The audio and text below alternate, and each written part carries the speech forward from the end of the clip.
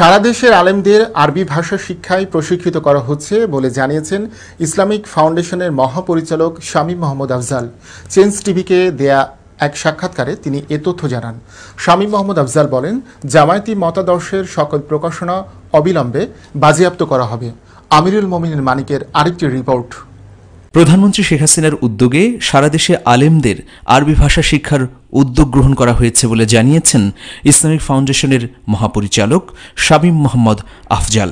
Change টিভি.প্রেসকে দেয়া এক সাক্ষাৎকারে একথা বলেন তিনি। মাননীয় প্রধানমন্ত্রী শিক্ষা মন্ত্রণালয়ের একটা মিটিংয়ে বলেছিলেন যে আমাদের দেশের যেহেতু 90% আমরা মুসলমান, আমাদেরকে আরবি ভাষাটা শিক্ষা দরকার, তাই সর্বস্তরে আরবি ভাষার ব্যবস্থা করা হোক। এই শিক্ষা মন্ত্রীর সার্কুলারের বরাতে আমরা রোড লেভেলেরও আরবি ভোকাবুলারি শিখাইয়া কোরআন বুঝার ব্যবস্থা করছি। আর এরা কোরআন যেন না বুঝতে পারে যে বাঙালি নাকি ওয়াজ করতে পারবে না, তাহলে ইংরেজিতে যারা ডাক্তারি পড়ে তারা কি বাঙালির চিকিৎসা করতে পারতেছে না? আর সর্বস্তরের মুসলমানের সকলের জন্য পাঞ্জাগানা দিনদিকির মতো বুগদাদি কায়দাই যথেষ্ট। তাই 3.5 থেকে 4 লক্ষ ডাক্তারের নেই বাংলাদেশের যে 70 লক্ষ মাদ্রাসা পড়ে, যদি আমরা 5 লক্ষ এলেমওয়ালা আরবি জানা আলেম বানাতে পারলে আমাদের দেশের জন্য যথেষ্ট। এখন আমরা যদি এই 70 লক্ষ মাদ্রাসা পড়ার ছেলে মেয়েদেরকে প্রকৃত দিনী শিক্ষা দিতে পারি আরবিতে কোরআন হাদিস, তাহলে বিশ্ব শান্তিতে সারা বিশ্বের মসজিদ মাদ্রাসাকে কেন্দ্র করে আমরা কাবলিওয়ালাদের মতো দাওয়াতি উসুলের জিম্মাদারি একটা প্ল্যাটফর্ম করতে পারি। এইটাই চাচ্ছে শেখ হাসিনার সরকার। ব্রিটিশদের কারণেই উপমহাদেশে ইসলামী রাষ্ট্রের দর্শন চালু করেছে মওদুদিবাদ, এমন মন্তব্য করলেন শামীম মোহাম্মদ আফজাল। ইংরেজরা মূলত ইহুদি নাসারারা, তাদের ইহুদি নাসারা দর্শন মুসা আলাইহিস ইসলামের উম্মতেরা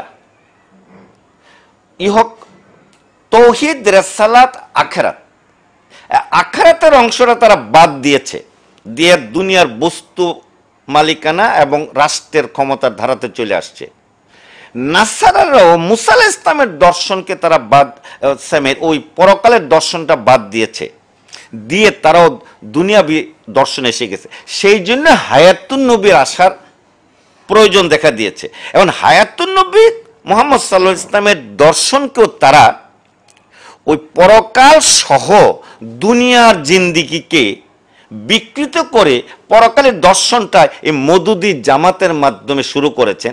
আর ইংরেজরা ওই ইহুদি নাসারা প্রথমে বুঝতে পেরেছে যতদিন পর্যন্ত কোরআন এবং সুন্নাহর শিক্ষাটা সঠিক থাকবে ততদিন তারা এটা সাকসেসফুল হবে না। সেই জন্যই তারা প্রথম মূলে আঘাত দিয়েছেন, মাদ্রাসা শিক্ষার থেকে কোরআনকে দূরে সরাই দিয়েছেন। যেমন ধরুন, বাংলাদেশের সকল বিশ্ববিদ্যালয় সহ মাদ্রাসা দ্বারা শিক্ষা আছে আলিয়া মাদ্রাসার, সেখানে কারিকুলামের সর্বোচ্চ ডিগ্রি কামেল বা মাস্টার্স যাই পাশ করুক তার 10 ভাগের 1 কোরআন তাদেরকে শেখানো হয় না। আর যদ্দূর শেখানো হয় অনুবাদের কোরআন শেখানো হয়। অনুবাদের কোরআন শিখাইতে যেয়ে রাসূল সাল্লাল্লাহু আলাইহি ওয়াসাল্লাম যেন জগৎ রাষ্ট্রের সকল মানুষের জন্য আসছেন, খিলাফতি সিস্টেম হলো জগৎ রাষ্ট্রকে সাথে সমন্বয় করা।